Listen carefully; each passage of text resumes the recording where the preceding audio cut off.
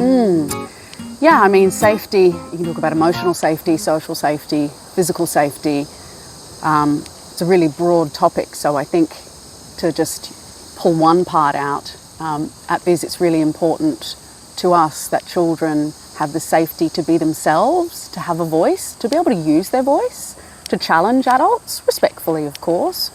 And I think we're really successful in doing this, in creating that. I receive stories all the time about our BiS alumni in high school where they've been in situations where all the other students are just going with the flow, they're not happy, they'd love to challenge it, but they know better than that, and it's actually the BiS alumni student that's gone, excuse me, miss, I don't think that's right or fair. It's gotten them in trouble. But then the principal's come around and gone, the student was right, and they were respectful, and it's worked out in their benefit. And to me, that's the best case scenario for safety, that they can do that they can use their voice, and that they can be confident and compassionate citizens out there in the world. So for us, it's all prevention. All prevention through staff ratio really is the short answer.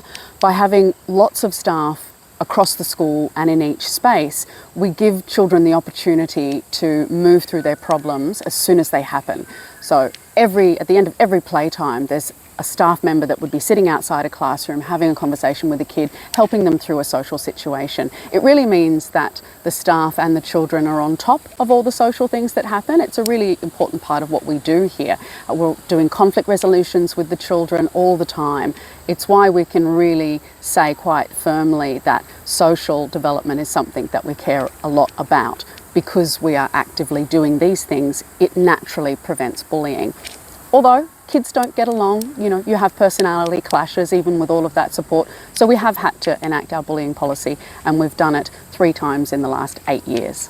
Leadership and teamwork. Well, that's why we're very purposeful in having multi-age classrooms. It's not an accident that we have multi-age classrooms, it's done with that in mind. So instead of leadership only occurring for year 6s at the end of the journey, which is standard for most primary schools, for our kids they get that opportunity for teamwork and leadership at each classroom stage. So in the early years, they're becoming leaders in that space before they move to the middle years classroom, and then eventually they become leaders in that space. So they're fostering those skills at an age-appropriate stage as they go through, so that by the time they become our seniors, our year 6 leaders, it's not the first time that they've stepped into that space, and they can do it with a greater depth than had they never had those experiences before.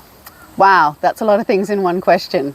Creativity, critical thinking, and soft skills. Well, first of all, we don't consider them soft skills at BiS. Those skills, social and emotional learning, have an equal seat at the table with academic learning, first of all. So we do these things in everything we do. We have a critical and creative approach to how we deliver the Australian curriculum by having term adventures with multiple KLAs in that project, by doing something called Omni, where process over product is valued. And then there's BiStopia, where we have a little market society and kids create businesses and do market research. It's a really creative approach where the children have opportunities for all of that growth.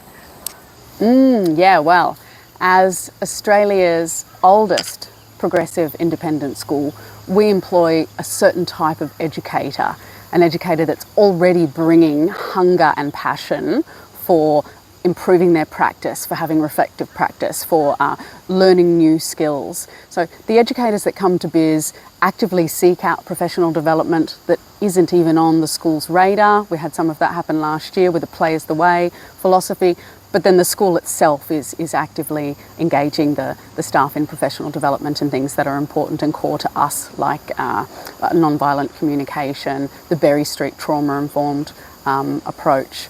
It's something that's just innately part of BiS and being an educator at BiS. Great question, really good question. And it's something we do very differently here at BiS. So most schools just do music or just do dance or just do drama, because the Australian curriculum only requires primary school education to deliver one of the arts at any given time.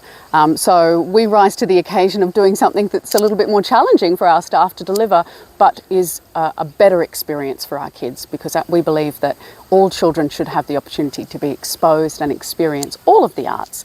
So for us, term 1 is music, term 2 is dance, term 3 is drama, and all of those have a performance at the end of the term. So the children really get to experience the whole cycle of being part of the arts, experiencing the arts and delivering the arts. And then term 4, we're all a bit exhausted, so we do an art gallery and we do visual art.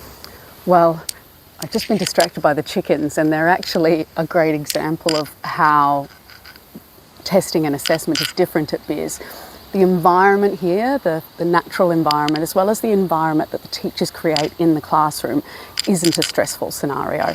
So the way that assessment is framed here is that it's a check-in. We're checking in to see where you're at, so the teacher knows what they need to reteach, so the teacher knows what they need to teach.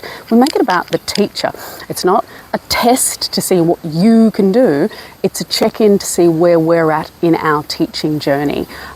Also, the way that the classroom can be set up in a test here looks very different to in other schools. Children will have access to food, there could be an oil diffuser on, there could be soft meditation music in the background, and if a child really needed to, they could do a test outside, because testing shouldn't be stressful. It's not something where we're putting that stress onto the child. It should be, we're checking in, we're seeing where you're at. Yeah, discipline and reward. We don't do that at BiS.